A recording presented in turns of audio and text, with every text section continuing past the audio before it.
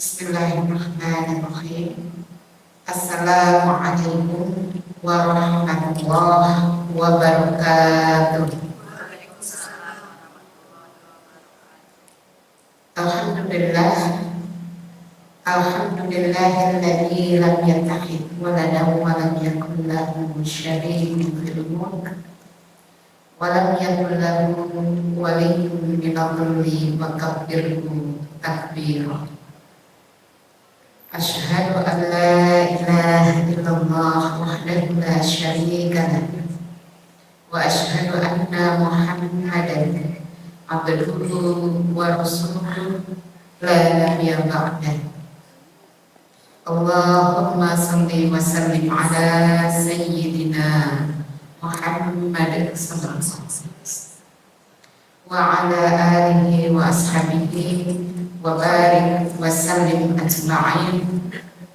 Rabbi israh li sadri wa yassir li amri wa hlul 'uqdatam min lisani yafqahu qawli.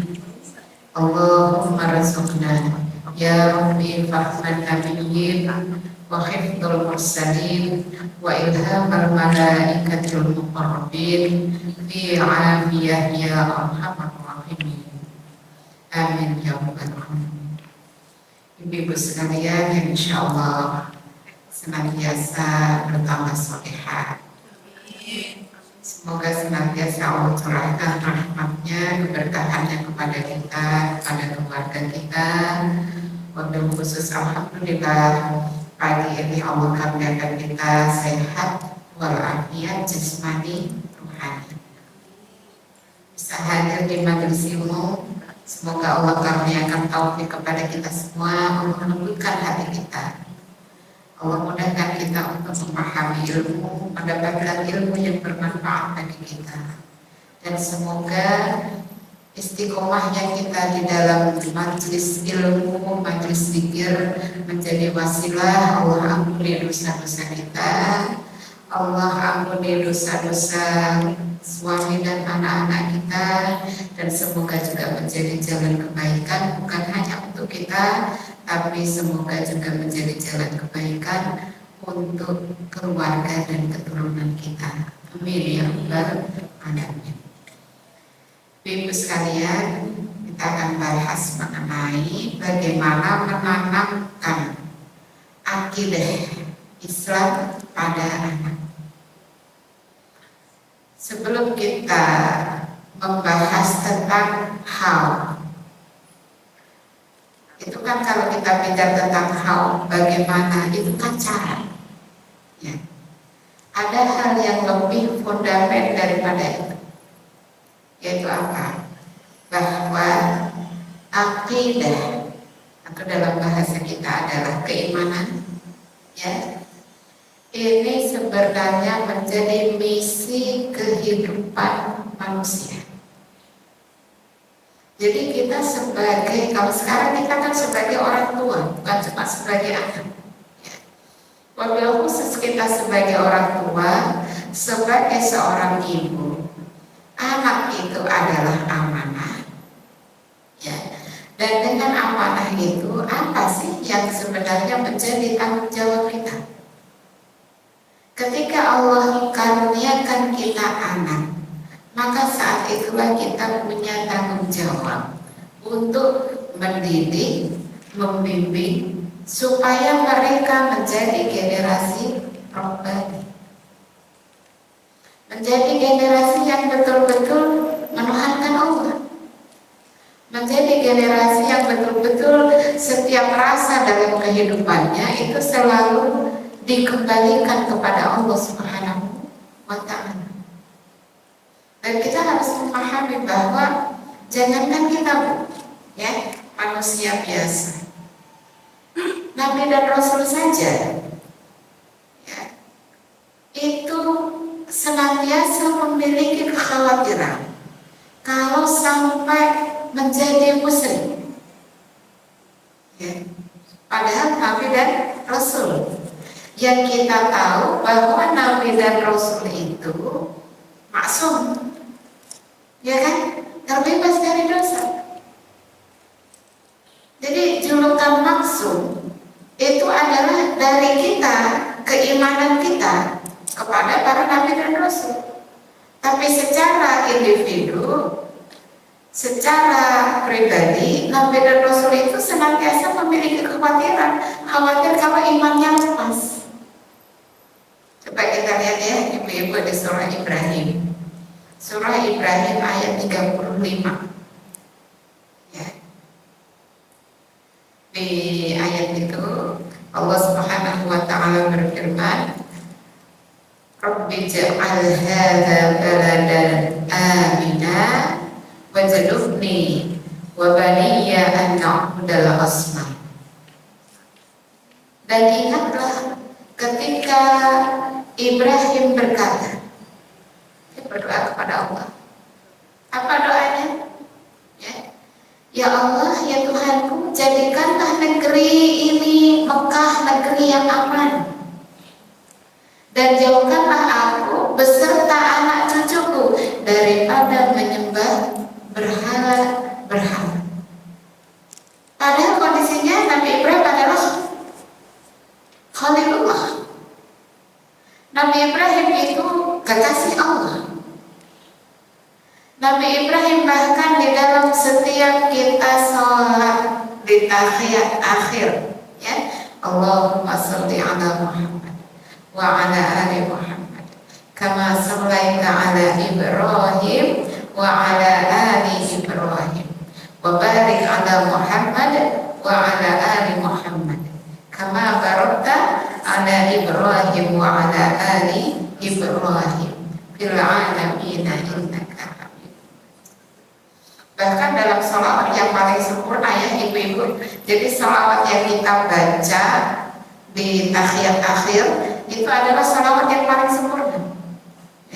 Dalam sholawat yang paling sempurna yang itu masuk dalam doa ketika kita sholat di tahiyat akhir. Kita mendoakan Nabi Muhammad SAW dan keluarganya supaya apa? Mendapatkan kemuliaan, mendapatkan keberkahan sebagaimana yang Allah anugerahkan kepada Nabi Ibrahim dan keluarganya. Tapi tetap loh ya, seorang Nabi Ibrahim masih minta kepada Allah Subhanahu wa taala, jangan sampai apa? An-na'budal asnam. Jangan sampai dia dan cucu-cucunya, anak cucunya, keturunannya menjadi penyembah berhala. Itu kan musyrik ya. Jadi kalau kita sebagai orang tua yang punya, kita mulai dari diri kita, ya, betapa kita harus bersyukur kepada Allah. Maka di surah Luqman tadi, orang yang bersyukur kepada Allah Subhanahu wa taala, ya, sesungguhnya dia bersyukur itu untuk dirinya sendiri. Apa yang harus kita mulai dari diri kita? Pertama adalah mensyukuri bahwa kedua orang tua kita mendidik kita sebagai seorang muslim. Ya.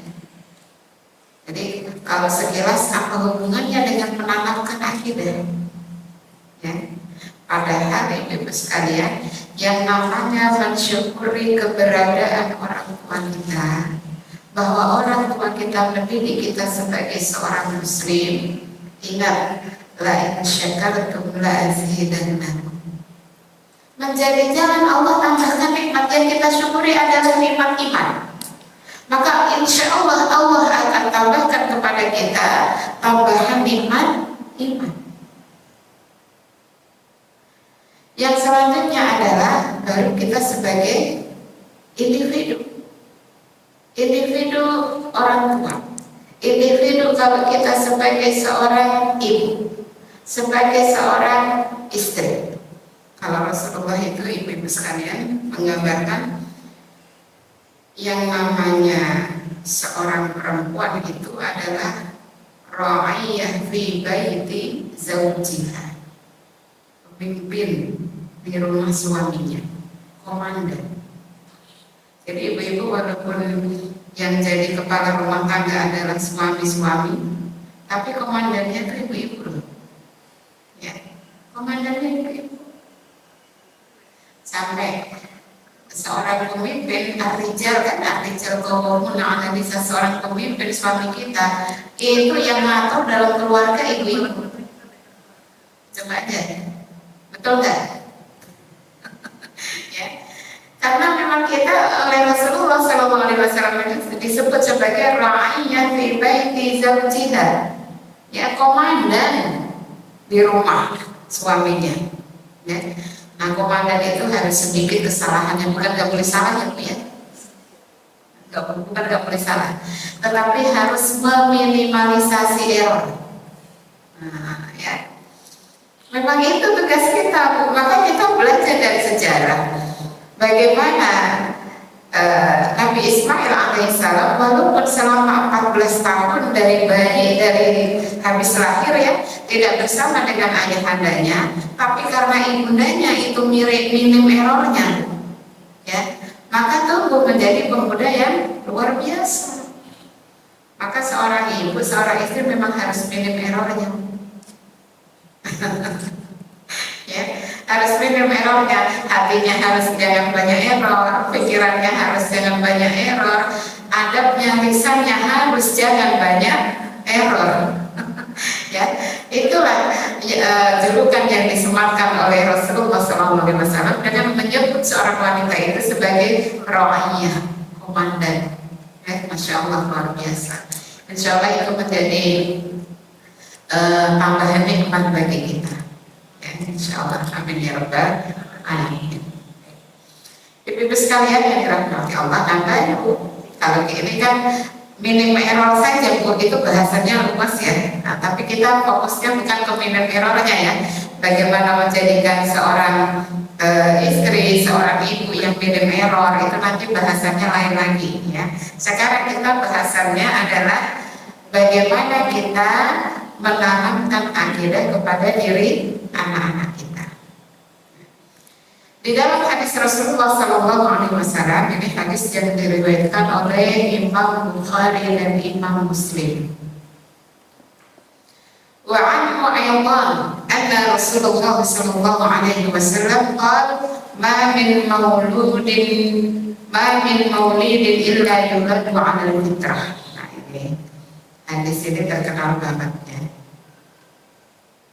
Jadi ini hadis disampaikan oleh Abu Hurairah radhiyallahu anhu bahwa Rasulullah SAW bersabda, tidak ada seorang manusia pun yang terlahir kecuali dalam keadaan fitrah. Fitrah itu apa sih? Fitrah itu mentauhidkan Allah. Ya. Jadi bukan hanya sekedar bersih dari dosa, tapi mentauhidkan Allah sebagaimana di surah Al-A'raf ayat 76 ya.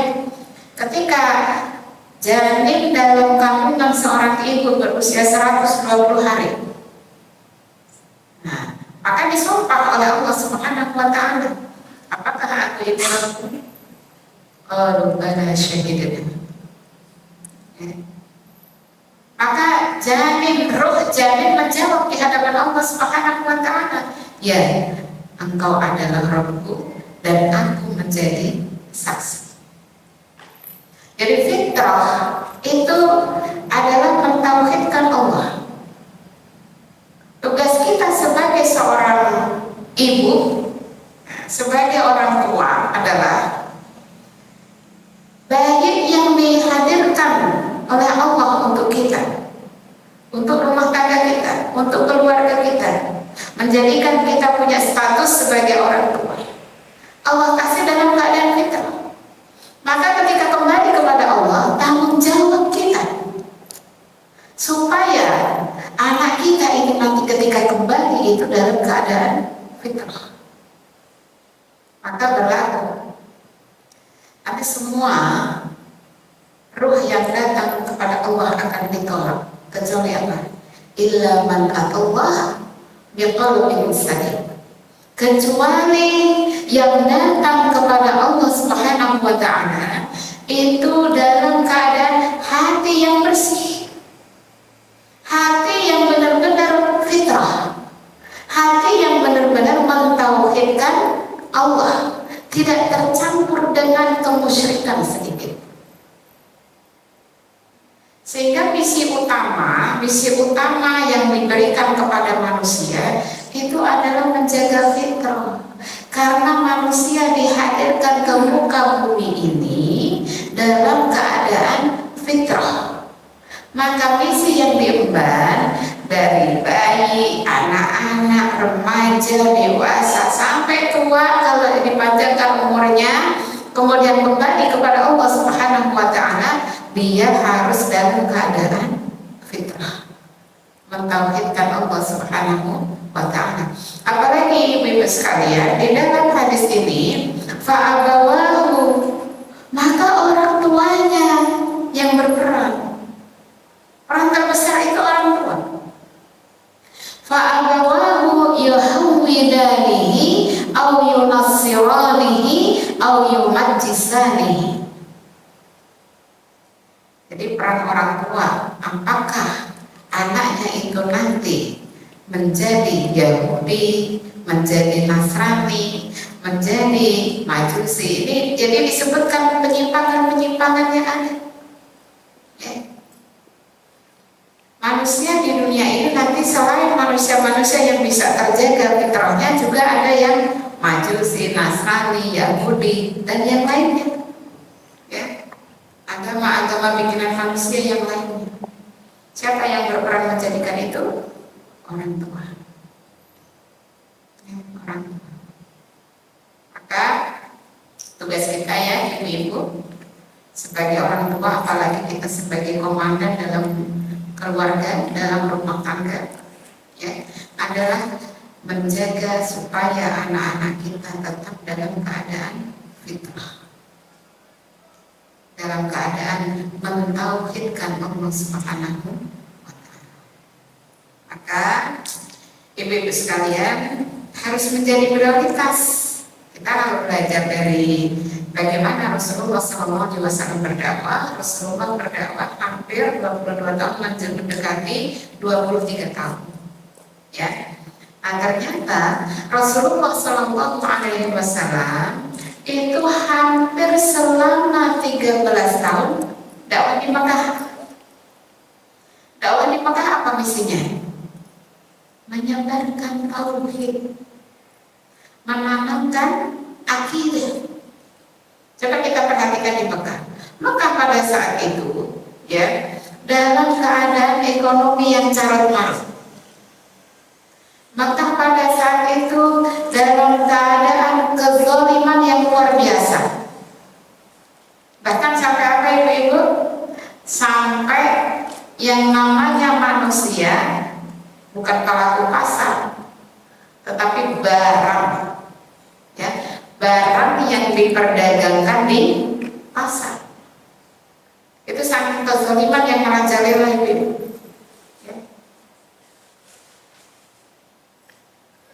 Jadi kondisi seperti ini, apakah kemudian Allah Subhanahu wa taala fokus, ya, memerintahkan kepada Rasulullah fokus atasi pemimpin yang zalim,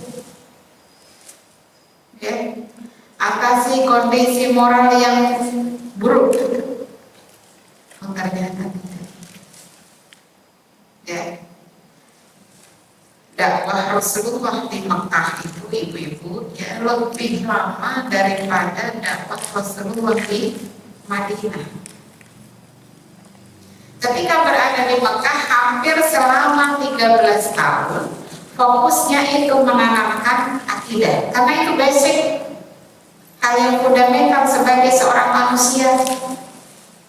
Makanya ibu-ibu ya, kita di dalam keluarga, dalam mendidik anak, sebenarnya kalau kita paham mendidik diri juga begitu. Hal yang paling fundamental itu adalah menanamkan akidah yang lurus. Harus kita tanamkan akidah yang lurus. Kayak kita di hal sederhana misalnya ya, beberapa pekan yang lalu ibu-ibu sekalian, di tempat tinggal saya hari Jumat ada yang meninggal tetangga di Bawah Sekaligus. Ya, pas hari Jumat kita kira-kira 3 pekan yang lalu.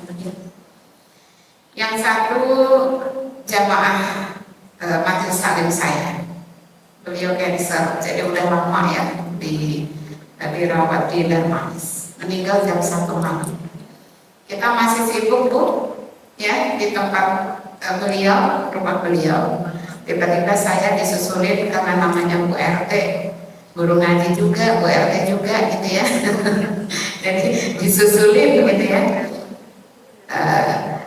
Tetangga depan rumah saya sebelahnya sudah kapan saya datang sedang sakaratul maut, bisa langsung aja talkinin sebelah kanan, telinga sebelah kanan ditalkinin sampai beliau nggak ada.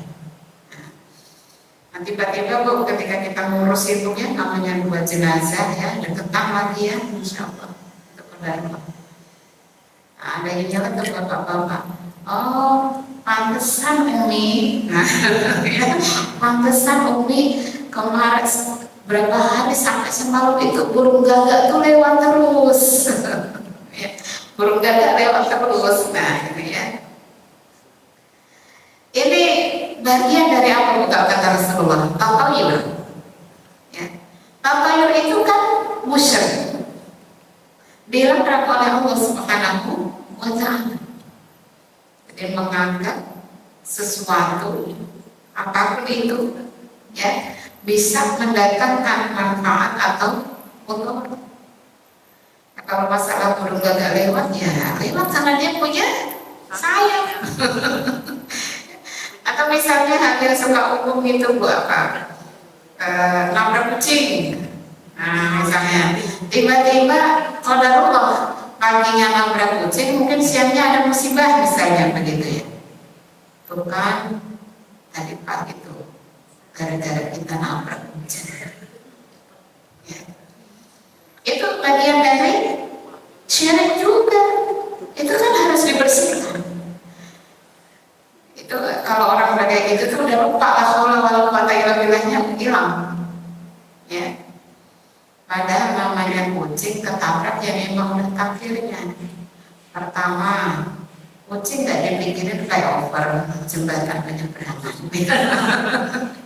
Ya, wajar gitu ya. Ya, yang kedua ya memang dia mungkin gak tengok kanan kiri mau nyebrang ya kan. Kalau kita insya Allah tengok kanan kiri ya mau nyebrang ya. Qadarullah. Jadi itu bagian dari hal-hal yang ya Allah, ternyata para orang tua juga banyak yang masih belum bersih akidah. Nah kalau kayak gitu, bisa nggak menanamkan kepada anak-anak kita akidah yang bersih? Ya susah. Teman saya kebetulan ada salah satu teman saya itu ketua CST. Ya sempat pernah jadi ketua CST ya, ngobrol-ngobrol. Pendidikan di sekolah PAI itu sebatas teoritis fikih ibadah apalan ya. Gimana kondisi kayak gitu? Tugas kita orang tua bagaimana supaya anak-anak kita itu kita tanamkan akidah dengan baik. Kalau enggak, nah banyak kasus. Kecilnya rajin, gedenya sholat aja harus diteriakin, ya. Dengar adzan, nerusin main game. Dengar adzan, nerusin scrolling. Insya Allah, tapi jangan juga mamanya kayak gitu. Ya, itu gawat. Ya, karena memang yang namanya pendidikan anak itu tadi harus dimulai dari kita. Apalagi kita ro'iyah fi baiti zawjiha itu ya Allah, berarti seorang ibu. Saya suka begitu Bu ya. Ibu-ibu kan kita merasakan kadang-kadang ya kita merasa error, lagi error gitu ya. Saat itulah kita harus segera sadari Allah, saya nggak boleh kayak gitu. Nah, kan gitu. Kenapa? Karena memang seorang ro'iyah, seorang komandan itu dituntut untuk minim error. Dituntut minim error ya. Jadi semuanya harus lebih baik karena kita komandan di rumah kita. Bahkan ibu-ibu sekalian, ini saya ambilkan dari hadis yang diriwayatkan Ibnu Majah terkait dengan mempelajari Al-Quran, membaca Al-Quran, menghafal Al-Quran. Rasulullah SAW bersabda, Jundub ibni Abdillah, ini dari Jundub bin Abdillah, ia menjelaskan, ia berkata, kunna ma'an Nabi sallallahu alaihi wasallam, dulu kami bareng dengan Nabi sallallahu alaihi wasallam. Jadi luar biasanya Rasulullah. Wa nahnu fityanun hazamirah. Saat itu kami masih anak-anak yang mendekati balik. Nah, berarti kalau kita bilang ya usia-usia belasan, ya usia-usia belasan tahun lah gitu ya. Fata'allamna al-iman qabla an nata'allama al-Qur'an. Kami dulu bersama Rasulullah SAW itu mempelajari iman dulu sebelum mempelajari Al-Quran. Iman harus ditanamkan dulu ke anak-anak. Apalagi kan ada lagunya Bu, ya, belajar di waktu kecil bagai mengukir di atas batu, ya. Kenapa akidah itu harus menjadi ilmu yang paling utama dan harus ditanamkan semenjak ini? Karena itu akan ada terus sampai dia mati. Jadi dijelaskan di sini, fata'allamnal iman qabla an ta'allamal Qur'an. Kami mempelajari iman, kami memahami iman, kami ditanamkan iman terlebih dahulu qabla an ta'allamal Qur'an, sebelum kami belajar Al-Qur'an. Nah, maksudnya apa? Tsumma ta'allamna al-Qur'an fazdadna bihi imana. Ya. Kemudian setelah itu, ya, begitu kami mempelajari Al-Qur'an, Masya Allah, jadi akan semakin menguatkan, akan semakin meningkatkan keimanannya. Sebaliknya ya ibu-ibu ya, kalau iman belum tertanam, belajar Al-Quran, yang terjadi apa? Banyak ragu-ragu. Masa sih? Nah, akan muncul banyak ragu-ragu. Sehingga memang, tapi kalau kita sudah tertanam iman, begitu membaca Al-Quran, iman yang akan menerima. Oh, harusnya begini ya. Oh, harusnya begini ya. Bedanya kalau kita sudah tertanam iman, kemudian baru mempelajari Al-Quran, dengan orang yang langsung mempelajari Al-Quran tapi belum tertanam iman. Jadi di dalam dakwah Rasulullah SAW terhadap umat juga akidah dulu. Nah, ini yang sebenarnya agak bukan hilang, tapi agak kurang di dakwah di masyarakat. Kebanyakan fikih ibadah, ya. Tapi untuk akidah kurang, ya. Dan ini harus kita akui. Nah, kemudian ibu-ibu sekalian, akidah itu tadi ya, hendaknya harus sudah kita tanamkan semenjak anak-anak masih kecil, di usia dini. Nah, gimana kalau anak kita sudah gede? Memang tambal sulam, tetapi bukan berarti tidak ada kemungkinan. Ya, memang seperti itu ibu-ibu ya. Jadi akidah ini akan sangat bermanfaat bagi anak-anak kita, akan sangat menjadi modal yang sangat baik supaya dia takut kepada Allah, supaya dia mengagungkan Allah, supaya dia betul-betul mengakui bahwa dirinya itu adalah makhluk, ya, dan Allah adalah sang Khalik dalam perjalanan kehidupannya sampai kapanpun juga. Rasulullah SAW, nah ini ketika Rasulullah mengutus seorang sahabat, Mu'adz bin Jabal radhiyallahu anhu, ke Yaman. Rasulullah SAW menjelaskan, wahai Mu'adz, sesungguhnya engkau akan mendatangi kaum dari ahli kitab. Lain lagi ada beda ilmu dengan iman. ilmunya enggak? Punya. Ya. Orang yang ahli kitab dari kalangan Yahudi, ahli kitab dari kalangan Nasrani, apakah punya ilmu tentang kerasulan Nabi Muhammad SAW? Punya. Tetapi masalahnya di keimanan. Maka jadikanlah, kata Rasulullah SAW, dakwah yang engkau pertama kali sampaikan adalah supaya mereka mentauhidkan Allah. Jadi pertama adalah akidah dulu, mentauhidkan Allah. Sehingga anak-anak itu harus terbiasakan segala sesuatu berasal dari Allah. Ya, segala sesuatu yang menetapkan Allah, dan segala sesuatu akan kembali kepada Allah. Jadi akidah dulu, tauhid dulu. Kemudian Rasulullah menjelaskan, jika mereka telah memahami hal tersebut, paham dulu tentang akidah, baru kemudian apa? Kasih tahu kepada mereka tentang apa?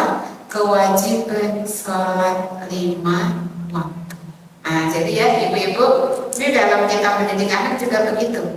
Kalau misalnya anak kok masih sulit untuk sholat, ya, berarti ada pemahaman terhadap akidah yang kurang. Belum tertanam keyakinan dengan baik bahwa sholat itu dalam rangka kita menyembah yang maha menciptakan, yang maha memiliki, yang maha memberi, yang maha memutuskan.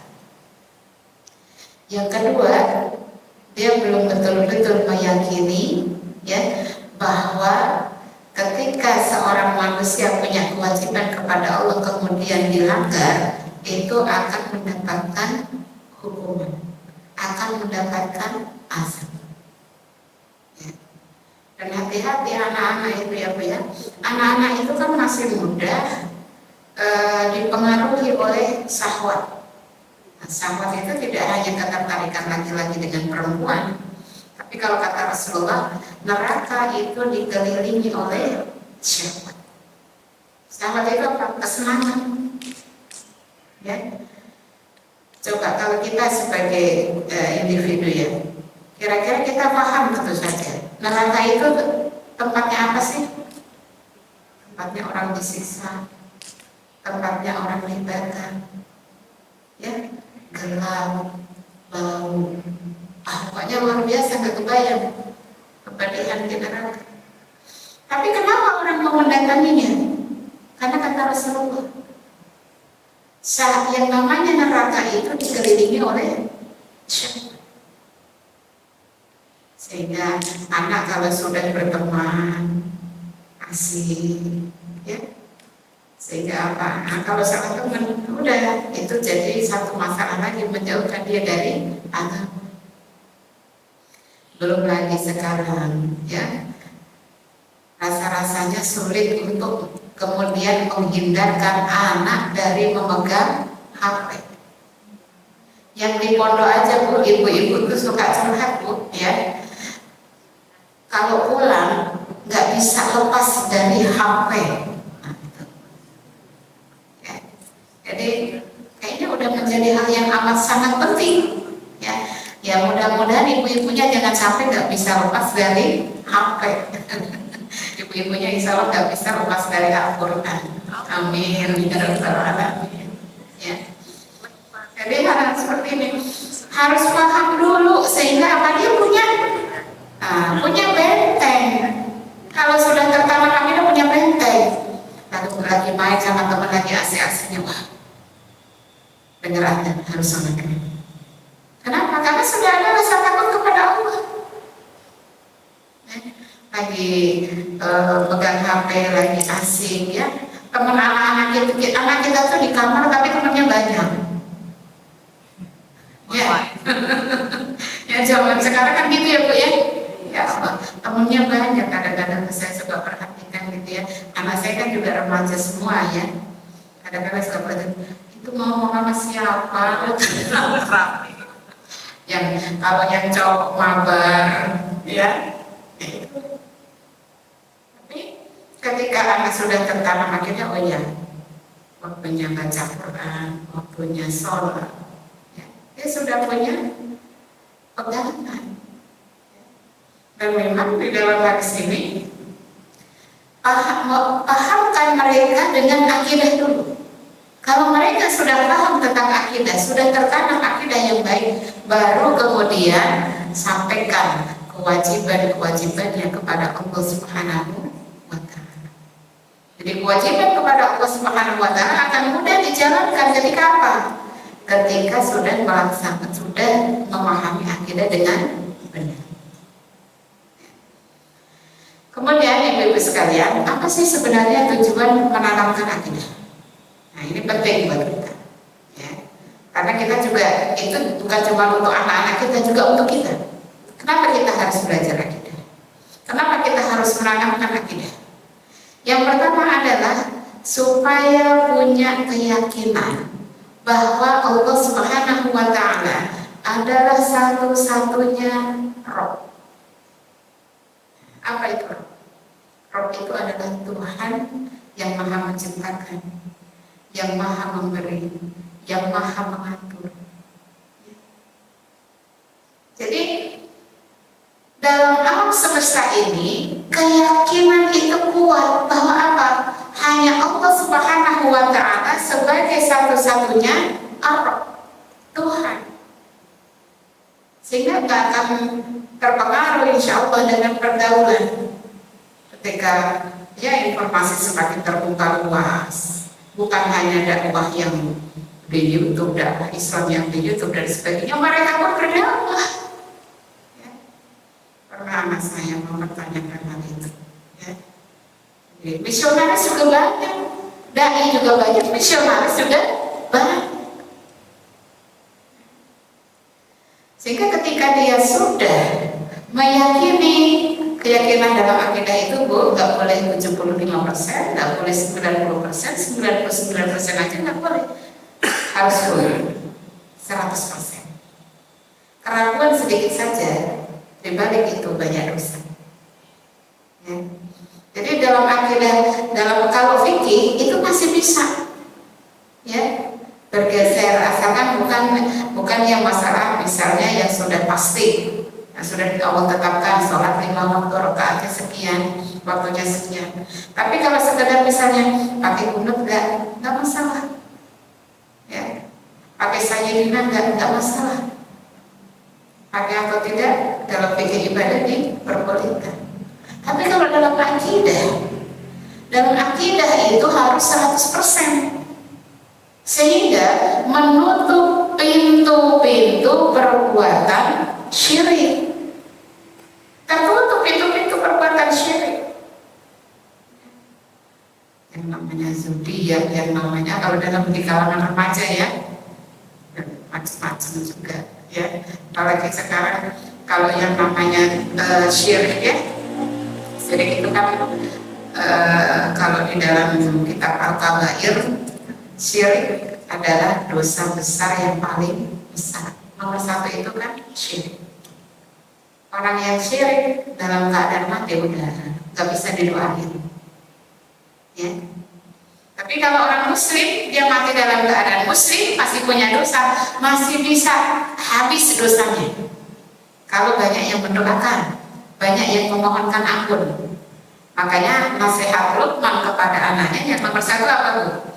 Ya bunayya la tusyrik billah. Wahai anakku, janganlah kalian berbuat syirik. Jadi supaya itu anak-anak kita supaya terhindar dari syirik. Keyakinannya terhadap keimanan, terhadap mentauhidkan Allah 100%.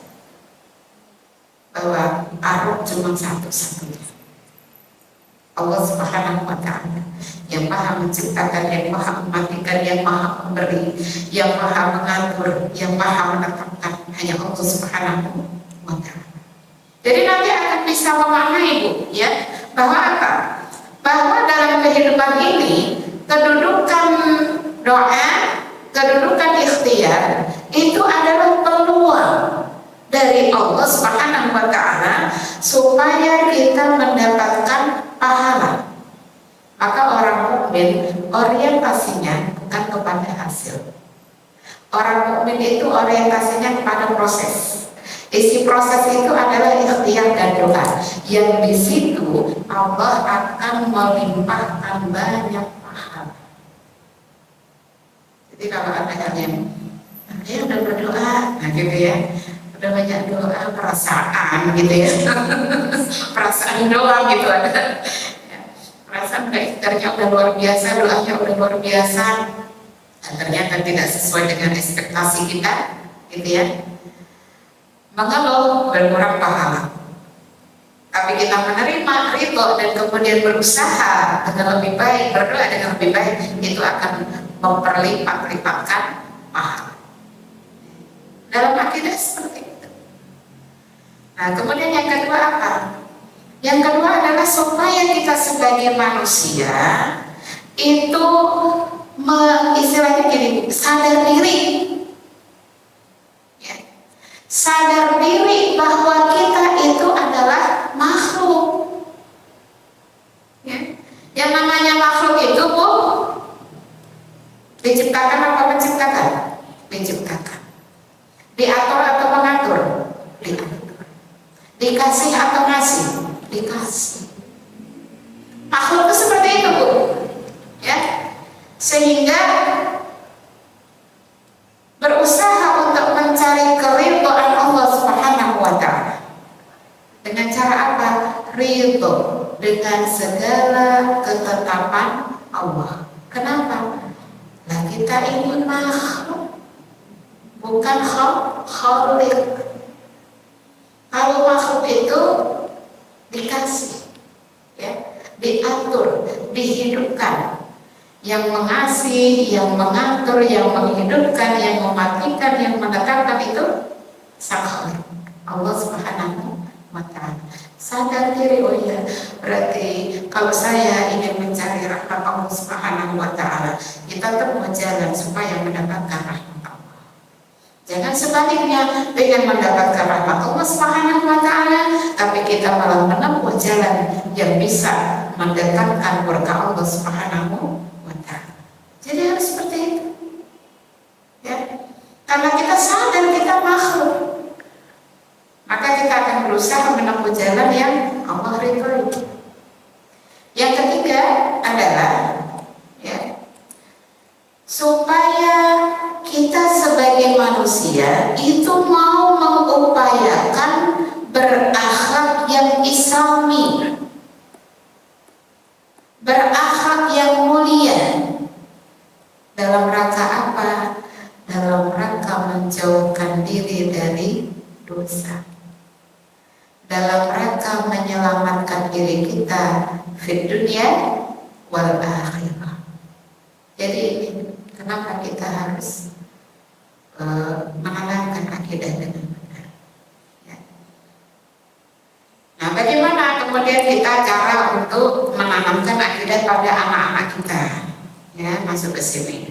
Sampaikan berapa Bu? Tanya jawabnya berapa lama? 20 menit. Berarti ini sampai ini sekarang jam 10. Oh, 2 pertanyaan. Oh iya. Kita sampai jam 11 atau setengah 11? Jam 11. Ya. Berarti masih bisa dibahas ya, ini ya, Ibu-ibu ya. Baik. Bagaimana cara kita menanamkan akidah pada anak-anak kita? Ya. Ini saya ambilkan dari bagaimana Rasulullah Sallallahu Alaihi Wasallam mendidik anak. Ada satu kitab tuh Sa'id As-Saqafi, ya. Jadi judulnya itu Anakku Investasi Akhirat. Ya. Ya, kenapa dibilang begitulah? Anak itu adalah usaha terbaik. Ya. Jadi usaha terbaik orang tua itu adalah anak. Makanya ibu-ibu, kenapa kalau orang tua perlu hartanya anak, gak ada istilah utang piutang. karena anak itu adalah usaha terbaik. Begitu juga sampai nanti di akhirat, Bu. Sampai nanti di akhirat anak-anak kita tuh nggak mau masuk surga kecuali udah bareng orang tuanya. Masya Allah. Dan anak-anak kita yang saleh-salehah akan menjadi syafaat bagi kita. Jadi mendidik anak dengan baik itu, ibu-ibu kadang pernah nggak kesel ketika mendidik anak itu? Pernah. Tenang dulu, Bu. Ya. Jadi memang minim error itu termasuk dalam masalah perasaan, ya. Bersabar, menahan amarah. Cara yang pertama, ibu-ibu sekalian, adalah dengan menumbuhkan rasa cinta kepada Allah. Cinta itu akan mengubah segalanya. Ya. Begitu kita melahirkan, oh ternyata Masya Allah, ya. Ibu-ibu mau begadang. Begitu anak makin bergede, sekolah, kita carikan tempat yang terbaik. Mau kita mengeluarkan harga berapapun untuk anak kita. Nah, itu Bu, kalau kita pakai bahasa magic, ya itu the magic of love, itu seperti itu. Itu kenapa? Langkah pertama menanamkan akidah kepada diri anak adalah tumbuhkan rasa cinta kepada Allah. Maka Bu biasakan ya dalam keluarga itu, setiap anugerah kesenangan baik untuk kita, untuk anak-anak, untuk keluarga, itu selalu kita menampakkan, ya, menampakkan, menyebut, ya, dan mengungkapkan rasa syukur kita kepada Allah Subhanahu wa Ta'ala. Nah, ini kan kalau misalnya kemarin-kemarin kenaikan kelas anak-anak kita terima rapot, kalau yang kuliah baru pekan ini dapat semesteran gitu ya. Kalau bagus gimana? Hebat kamu. Nah, jadi sudah harus menjadi kalimat thayyibah. Masya Allah, berapa banyak ya. Semoga berkah buat hidup kamu. Jadi karunia Allah kamu dimudahkan. Nah, jadi kalimat-kalimat thayyibah seperti itu harus selalu ada dalam interaksi komunikasi antara kita dengan anak kita. Apapun itu. Sehingga anak itu akan terdoktrin. Ya. Anak akan terdoktrin bahwa apa? Ya Allah, baik banget Allah sama kita.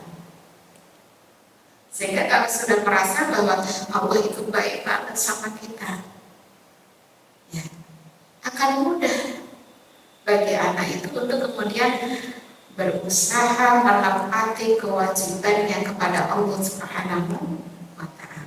Nah, ini penting ya, Ibu.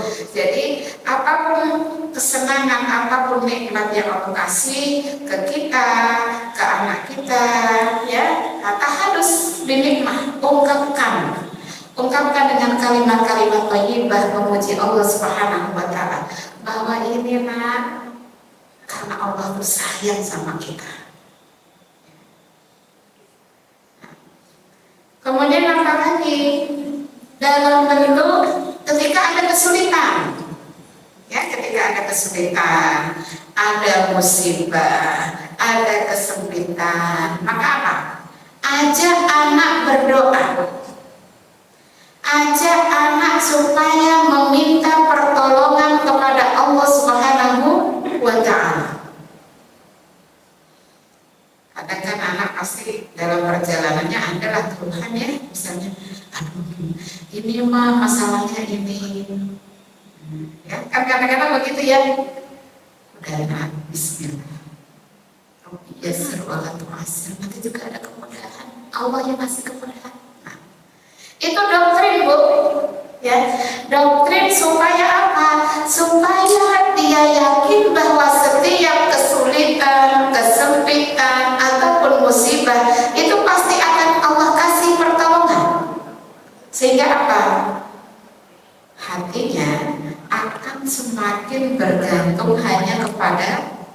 Allah Subhanahu wa Ta'ala.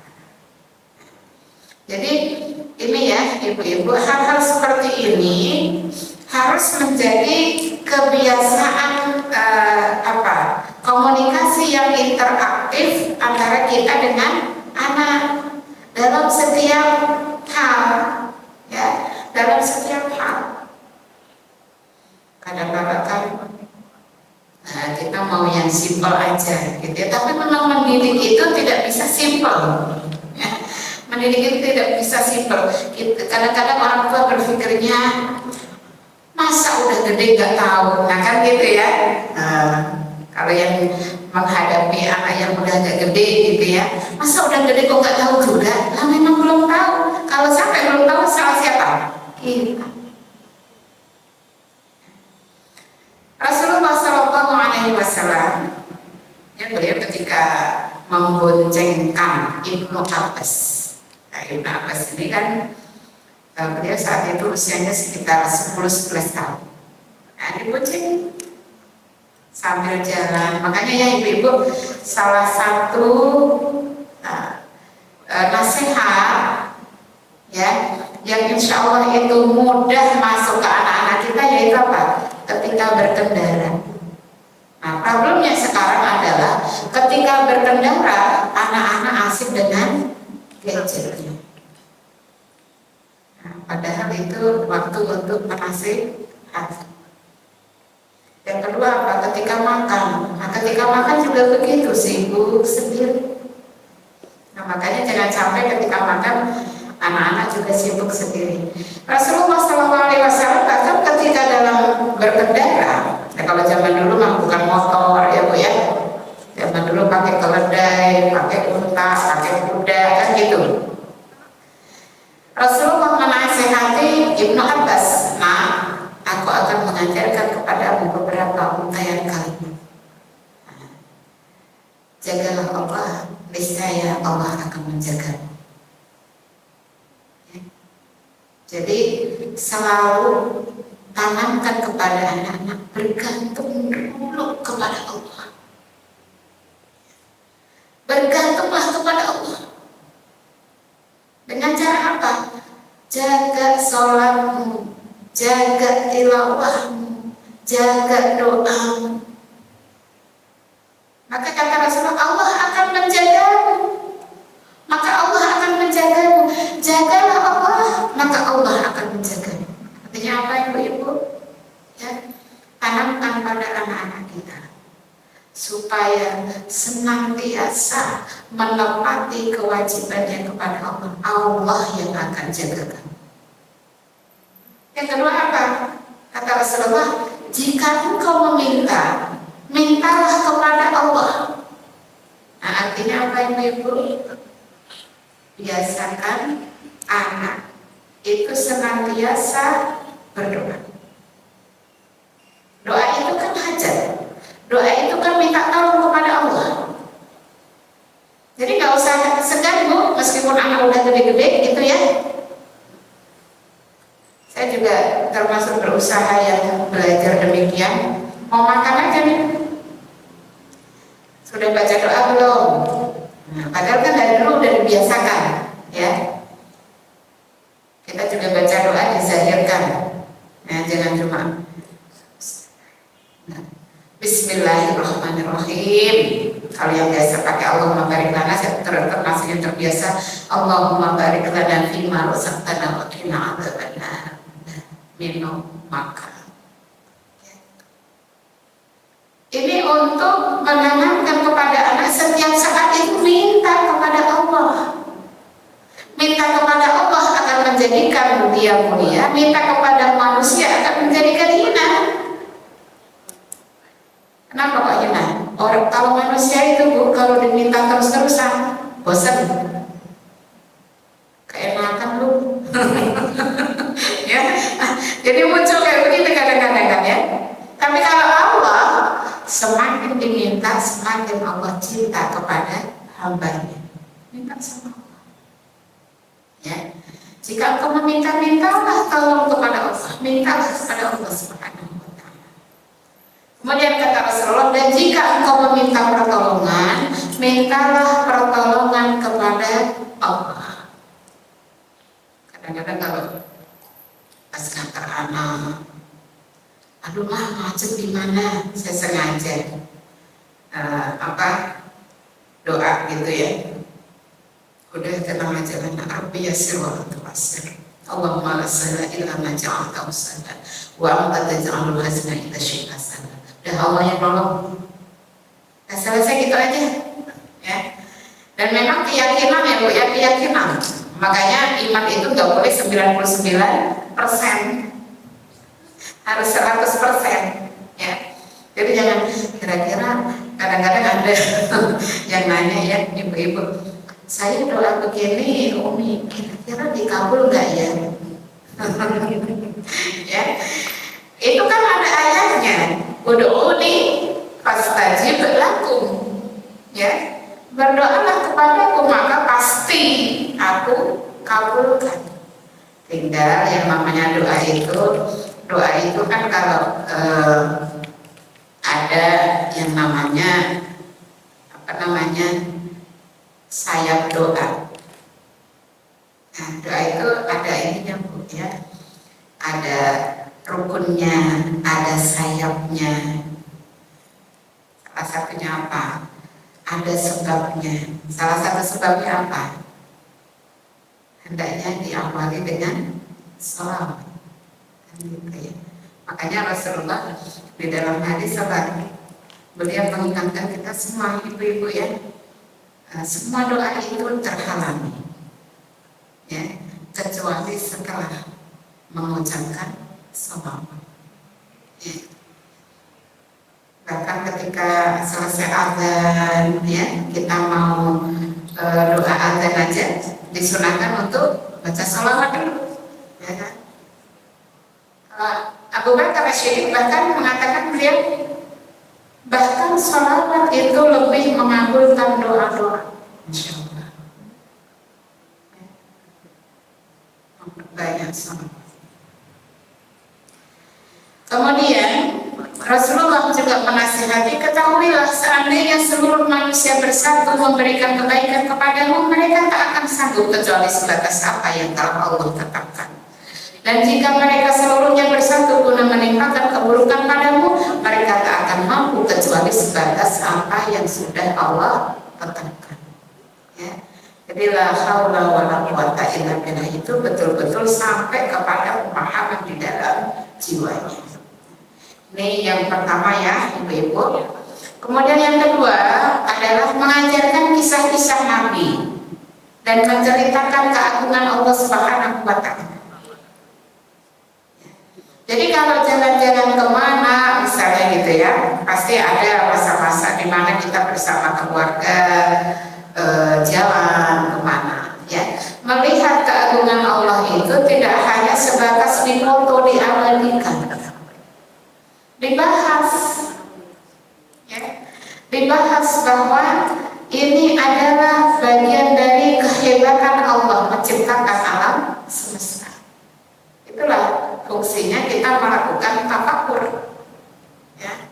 Kemampuan tafakur itu penting.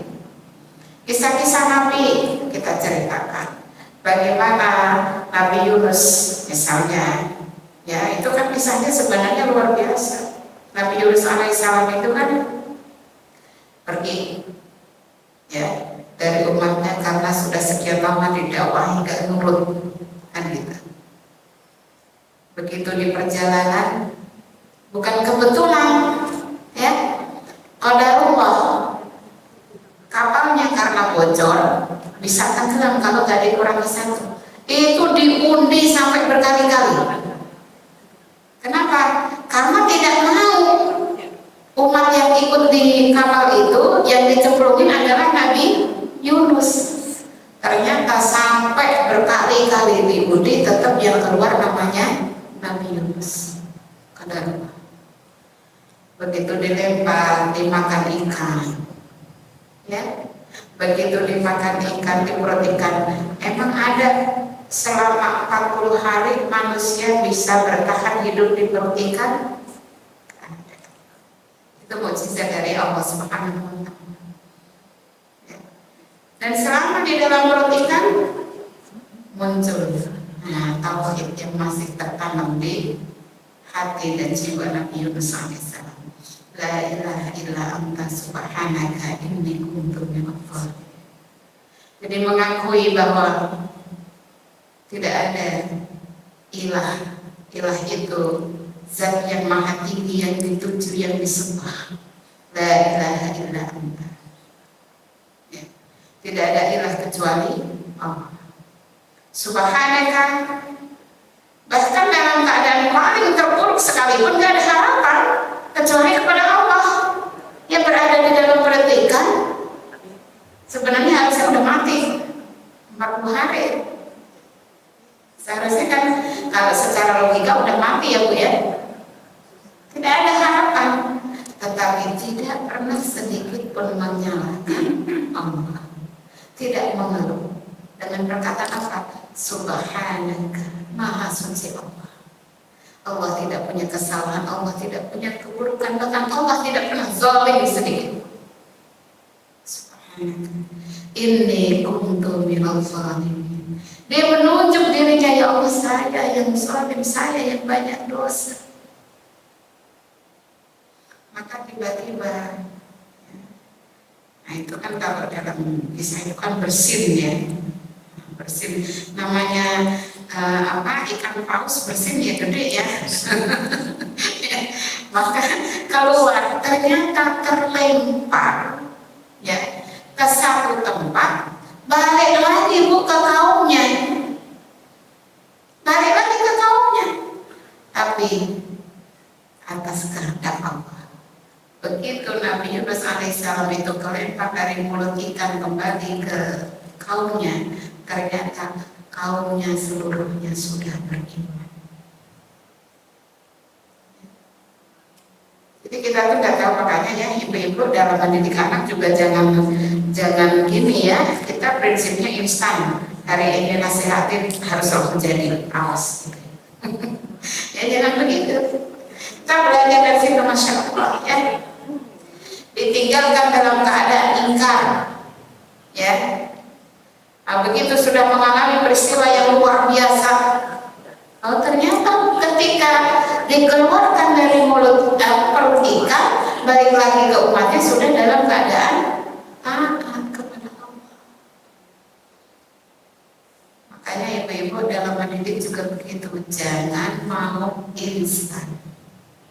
Ya, oh, ternyata itu bagian bisa jadi. Ya, bisa jadi Allah memberikan hidayah, menanamkan iman kepada umatnya Nabi Yunus sepeninggal ditinggal oleh Nabi Yunus. Dikarenakan apa? Allah menguji Nabi Yunus. Ya. Allah menguatkan iman Nabi Yunus. Maka justru dengan itu Allah memberikan hidayah kepada umat yang dia dakwah. Itu pelajaran yang luar biasa bagi kita ibu-ibu.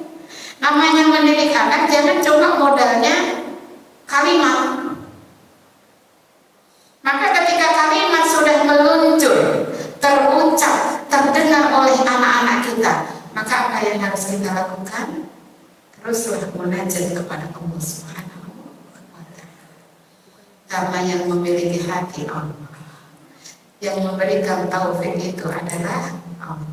Bahkan Nabi dan Rasul tidak akan bisa memberikan taufik, pertolongan hati yang lembut. Maka kita yang harus setelah menafsir ilmu munajat terus, munajat terus.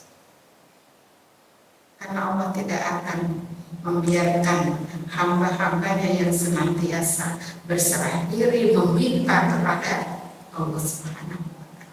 Itu pelajaran yang luar biasa.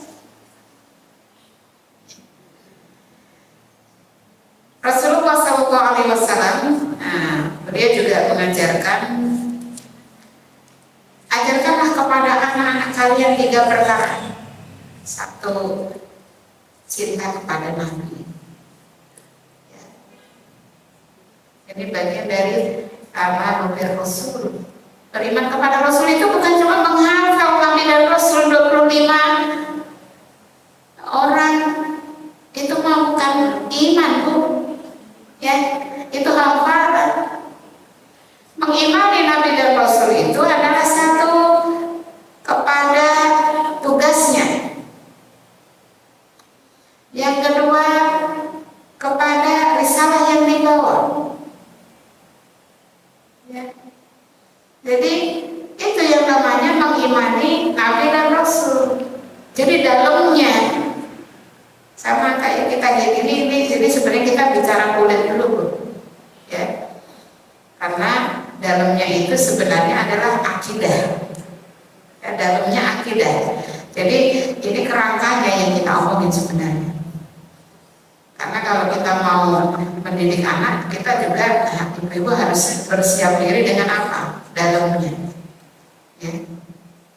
Value-nya harus ada.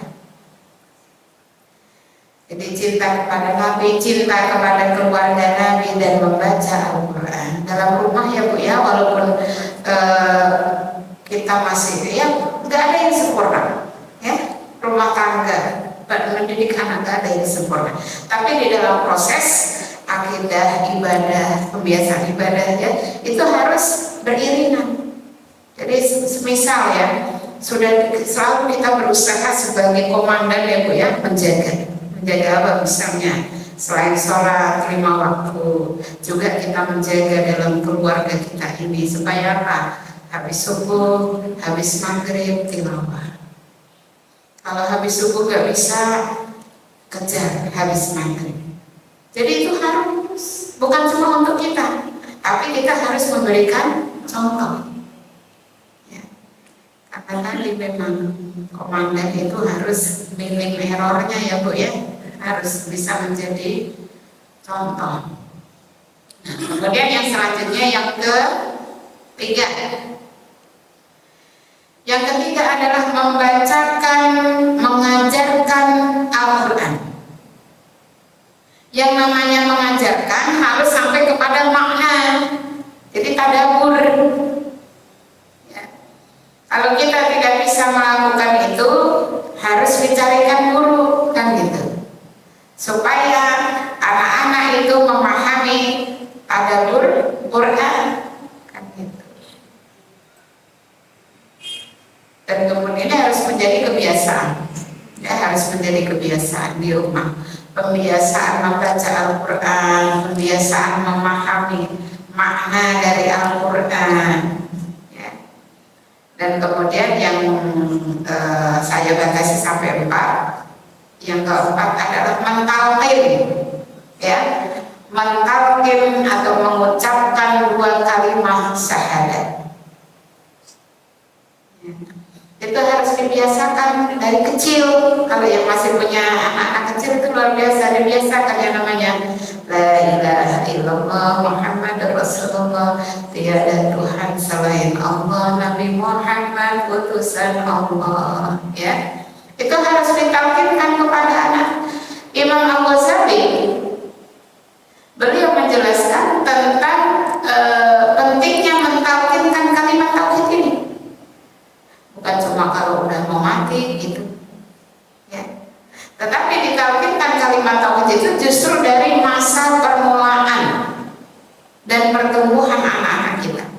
Makanya Rasulullah ketika cucunya lahir diazankan. Bayi itu kan kalau begitu lahir dari rahim ibunya diperebutkan oleh setan. Ya.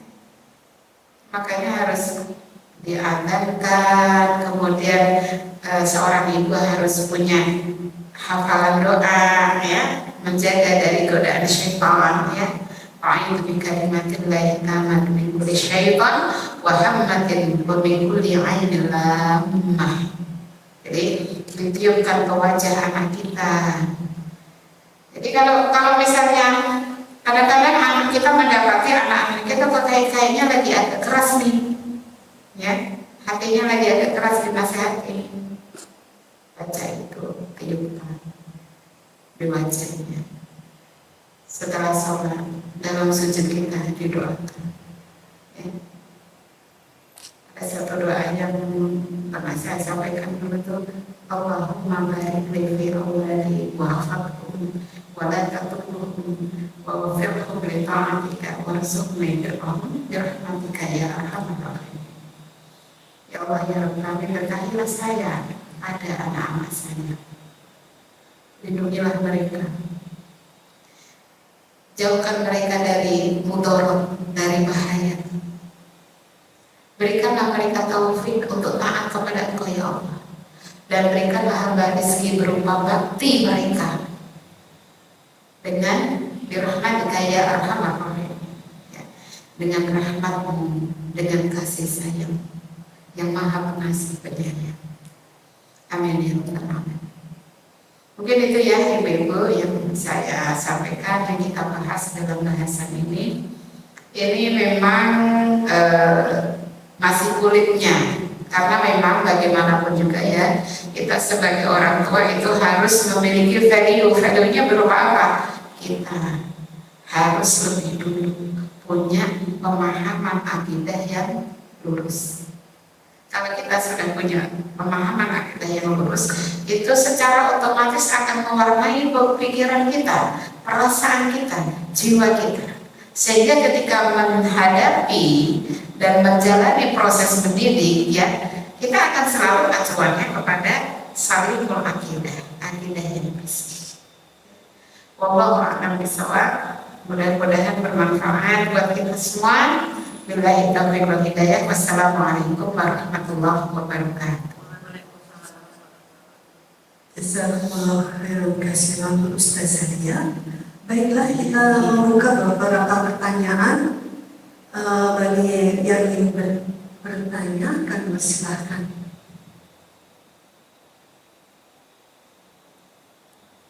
Ya, silakan ibu-ibu yang mau ditanyakan. Mangga silakan. Mau tanya apa aja boleh, kalau bisa saya jawab, kalau bisa PR. Ya, silakan.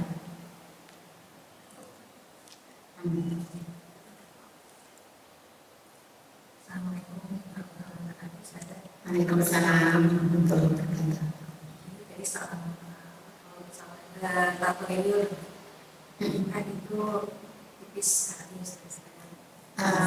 lewat begitu aja dengan cepatnya gitu, kayak misalnya habis nabrak kucing seperti itu.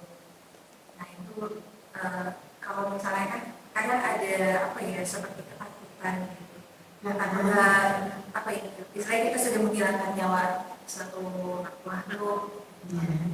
Kalau misalnya setelah menabrak kucing, terus segera bersedekah seperti itu untuk menghilangkan mencegah bala seperti itu, apakah itu termasuk ke dalam takbir atau tidak? Ya. Ya, bismillahirrahmanirrahim. Langsung aja ya Bu ya, langsung dijawab. Satu pertanyaan lagi ya. Maka silakan.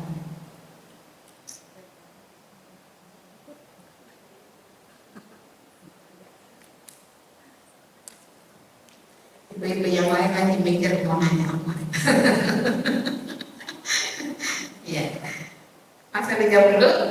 Ya, ibu bersih ya. Baik ya. Bismillahirrahmanirrahim. Terkait dengan tabayur ya, ibu-ibu.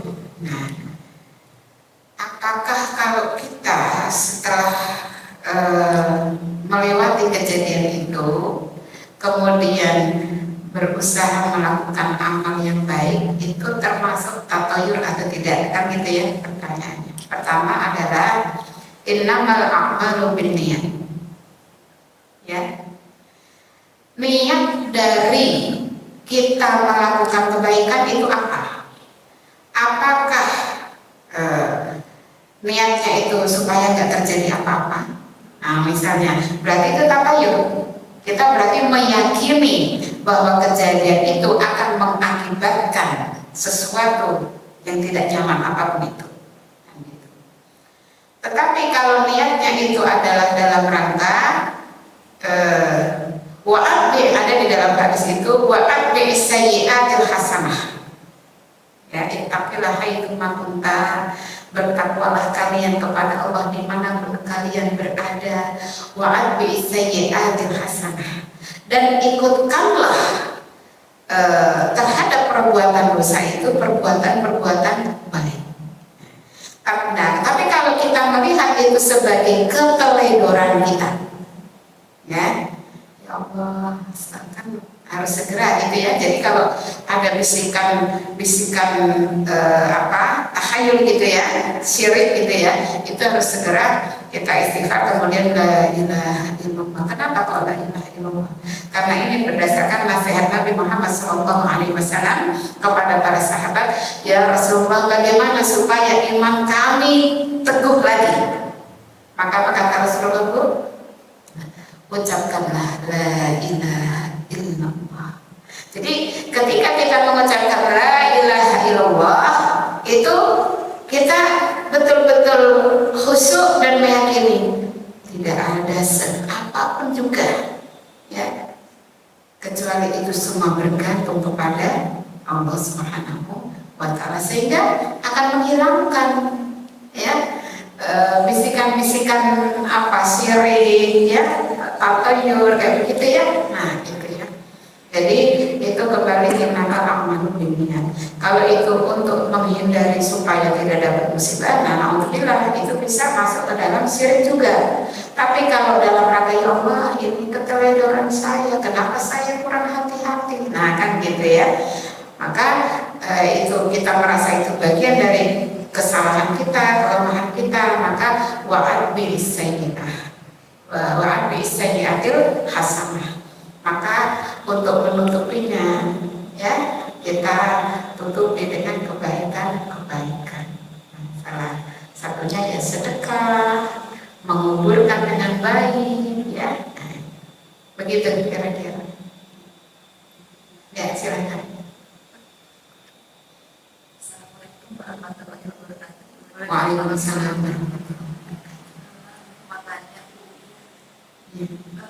Membangunkan anak untuk sholat subuh itu seberapa bukan seberapa wajib ya. Maksud saya itu, apakah sampai kita berhasil membangunkan dia, atau kita hanya memberitahu karena udah waktunya subuh. Kadang-kadang mungkin dengan aktivitas dia subuhnya itu mungkin berat ya untuk bangun gitu. Nah, jadi maksud saya itu untuk biar sebagai orang tua itu kan, oh saya nggak membangunkan dia sampai bangun gitu, sehingga merasa bersalah. Sedangkan ini anak kan sudah balik ya. Jadi kan sudah punya kewajiban ya. Sebagai orang tua untuk memastikan dia sholat. Ya. Baik. Kewajiban kita, Ibu sekalian, tidak pertanyaannya ya Ibu. Jadi sejauh mana kewajiban kita membangunkan anak supaya sholat subuh ya gitu. Pertama kita paham sholat 5 waktu termasuk sholat subuh ya, itu kewajiban. Nah ini sebenarnya kembali kepada amanah anak kepada kita. Amanah yang dikasih Allah kepada kita ketika di dalam rahim 120 hari dalam rahim kita ya, itu adalah sudah ditiupkan ruh dan disumpah supaya anak kita ini menjadi hamba Allah yang senantiasa mengakui keesaan Allah, mentauhidkan Allah, fitrah. Berarti tugas kita adalah sampai nanti anak kembali kepada Allah, kita jaga, kita didik supaya dia terjaga fitrahnya. Kan gitu. Ya. Sehingga kalau anak itu sudah dalam keadaan balik, apakah kita tuh misalnya tadi ya, ini salah satu contoh aja, membangunkan anak itu harus sampai kepada dia wudhu, nah gitu ya, dia wudhu dan sholat. Ya. Kenapa? Karena dia masih dalam pemasukan kita satu. Yang kedua, selama kita masih hidup, anak itu entah udah balik, entah udah menikah, tetap kita punya tanggung jawab mendidik. Kecuali anak perempuan kalau sudah nikah, itu pun tetap kalau ketemu kita harus mendidik dengan baik. Ya. Jadi Apakah kita membangunkan itu harus sampai bangun dan butuh? Iya. Ya. Dan itu gini Bu ya, curhatan ibu-ibu di luar sana. Nah kalau di sini semoga dimudahkan semua. Ya. Susah bangunin anak sholat subuh, nah gitu ya. Jadi seperti itu. Jadi kita kayaknya ada tambahan rasa capek. Rasa capek ngapain bangunin anak? Nah, bangun suami, kalau ya suaminya juga belum bangunin anak. Nah, kalau anaknya cuma satu, kalau anaknya banyak, maka gitu ya. Nah inilah pentingnya kita memiliki keimanan dan kelapangan hati. Keimanan itu akan menjadikan hari, meluruskan niat. Nah, innama a'malu binniyat. Sehingga apa? Membangunkan anak, membangunkan suami itu kita pandang sebagai amal sholih. Tuh bayangin Bu, baru bangun ibu-ibu sudah dapat peluang amal sholih. Itu supaya kita tuh nggak capek Bu, karena ibu-ibu kadang merasa capek, saya mau udah cerewet. Nah gitu ya. Jadi supaya kita punya energi dengan apa meluruskan niat, ya Allah. Ini peluang amal saya sebagai seorang ibu, sebagai seorang istri. Cara-cara membangunkan ada macam-macam. Dari yang menggedor pintu, dari yang teriak. Nah, kalau saya memilih yang mudah. Kalau saya yang mudah itu biasanya ya Bu ya, pertama jangan lupa baca bismillah. Ya. Kedua, nah telapak kaki digoyang-goyang. Ketiga, telinganya. Ya, oke. Kalau dia sudah gitu ya, nah bangun ya, udah azan waktunya sholat. Segera ya ayah, mama nggak mau makan, ya, gitu, anak. Ya, jadi kalau lama-lama jangan malah bilang aja, mama itu mama. Nah, gitu ya. Jadi oke. Ya. Jadi kita juga nggak terlalu capek Bu. Ya, makanya tadi ya harus dimulai dengan meluruskan niat ya, bahwa ya Allah alhamdulillah ya. Begitu bangun kita dikasih peluang amal, dan peluang amal pertama kan itu Bu. Ya, peluang amal pertama kita setelah bangun. Selain butuh sholat sunnah ya udah bangunin anak-anak. Jadi kalau kita diluruskan niatnya, insya Allah ya dimudahkan ya. Jadi kembali ke pertanyaannya, apakah sekedar membangunkan atau sampai dia sholat? Ya sampai dia sholat. Sampai dia sholat. Bisa Bu, bisa ya. Yang penting tadi satu pertama adalah doa dulu. Sekarang kita bayangin begini ya Bu ya. Banyak nggak orang yang ketika ada nggak, bukan banyak, ada nggak orang yang dikasih Allah tidur nggak bangun lagi? Ada nggak yang dikasih tidur bangun sudah setengah badannya saja yang hidup? Ada. Jadi biasakan ketika bangun nih, ibu-ibu harus punya energi. Gimana cara kita setelah bangun tidur itu punya energi? Dulu berdoa. Alhamdulillah, akhirnya berdoa amal karena ya Allah saya dikasih sehat, mudahkan urusan saya ini. Berdoa dulu sebentar Bu, jangan langsung nyiapin sarapan, jangan gitu Bu ya. Duduk tenang, berdoa. Ya. Nah kalau sudah tenang, nah baru wudu ya. Kalau masih ada waktu sholat sunnah ya, baru bangunin satu-satu, dari bapaknya, dari yang paling gede, adiknya, sampai yang paling kecil.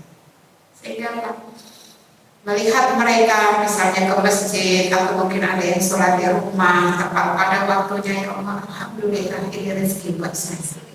Syukur. Sehingga tiap hari kita punya energi Bu, ya, punya energi yang berlimpah untuk keluarga kita, insya Allah. Begitu kira-kira, ya, insya Allah. Kita praktekin bareng-bareng. Ya, kita praktekin bareng-bareng.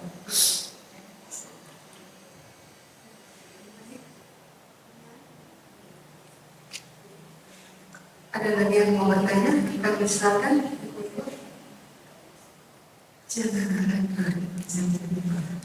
Ya, silakan.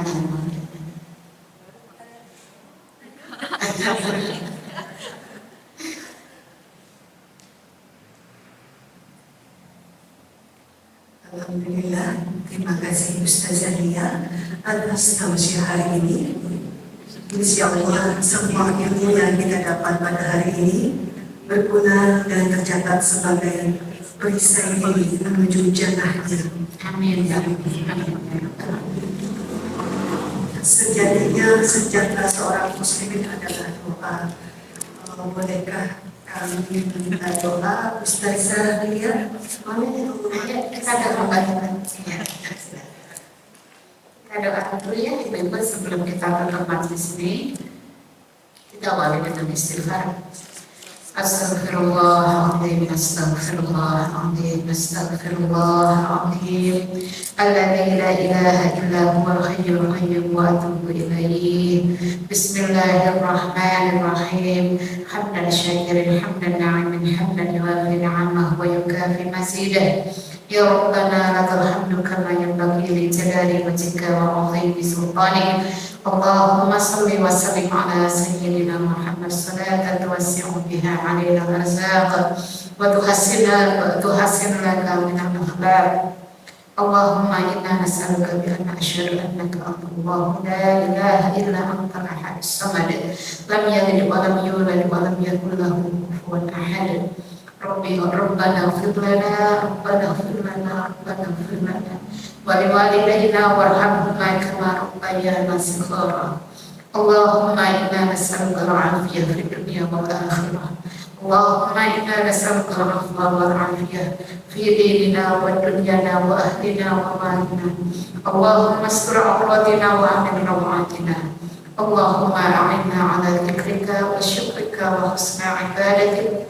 Allahumma inna nas'aluka salamatan fid din wa 'afiyatan fil jasad wa ziyadatan fil 'ilmi wa barakatan fil rizqi wa tawbatan qabla al-maut wa rahmatan 'inda al-maut wa maghfiratan ba'da al-maut.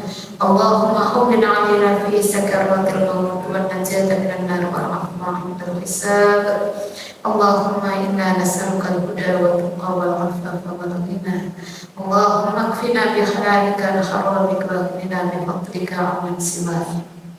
Rabbana la tuzigh qulubana ba'da idh hadaytana wa hab lana min ladunka rahmah innaka antal wahhab.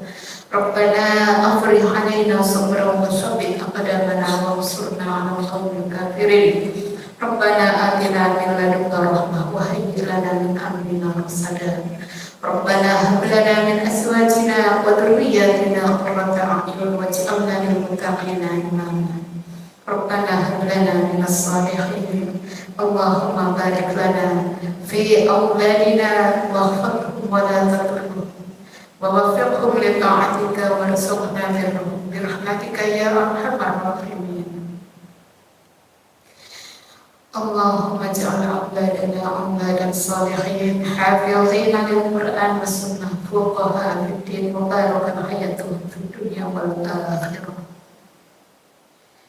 Allahumma inna nas'aluka an tarzuqana rizqan halalan wasi'an tayyiban min ghairi ta'abin wa la mashaqqatin wa la dhayrin innaka 'ala kulli shay'in qadir.